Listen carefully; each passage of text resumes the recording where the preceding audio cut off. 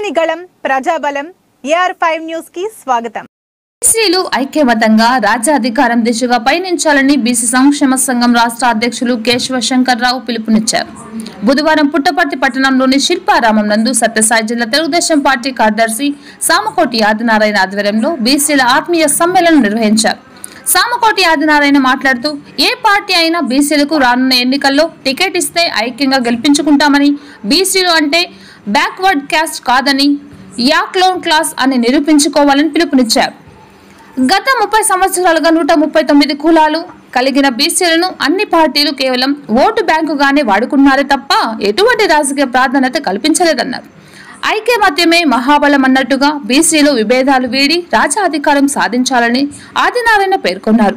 ఈ కార్యక్రమంలో బీసీ నాయకులు దళవాయి వెంకటరమణ, సిమెంట్ పోలన్న, కొండమరాజు, లాయర్ హరికృష్ణ గౌడ్, సంపంగి గోవర్ధన్, గఫూర్, శివప్ప, నీలరమణ గౌడ్, మారెప్ప, తిరుపేంద్ర, పెద్దన్న,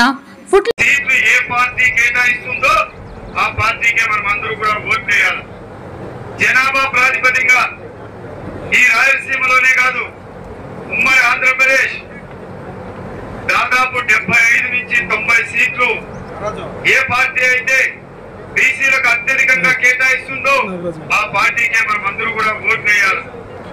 ఈ రోజు నుంచి కూడా మన నినాదం ఒకటే, ఓట్లు మనవి, సీట్లు మనవే. బీసీలకు ఎక్కడ కూడా పెద్దగా నామినేటెడ్ పదవులు కేటాయించలేకపోయింది.